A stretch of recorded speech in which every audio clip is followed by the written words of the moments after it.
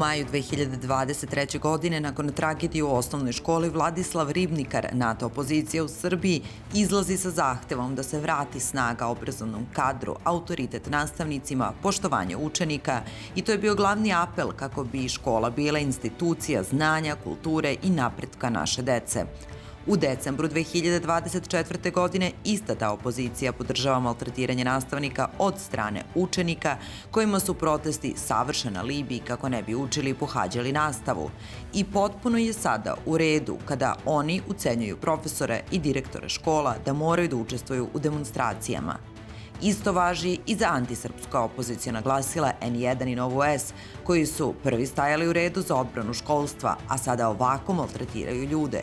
Konkretno, direktora Jovine gimnazije u Novom Sadu, Radivoja Stojkovića. Evo šta rade i čime se bave na društvenim mrežama. Gospodine Stojkoviću, juče niste odgovarali na naša pitanja. Da li možete večeras da mi odgovorite da li ste razmotrili zahteve učenika? Razmatram. Razmatrate? Sada s roditeljima razgovaram. Čuli ste. O čemu razgovarate sa roditeljima? O zahtevima. Da li ste razgovarali i sa profesorima? Da. Ima li nekih zaključaka? Razmatram. Da li ste spremni da se izvinite učenicima? To je jedan od njihovih zahteva. Razmatram. A u snimku se čuje kako traže da se direktor izvini učenicima. Ovo je samo jedno od javnih poniženja od strane onih koji su se za isto to poštovanje zalagali kada im je odgovaralo. Po društvenim mrežama kruže poruke đaka koji samo saopštavaju razrednim starešinama da neće u školu, već je na protest i time se opozicija takođe hvali.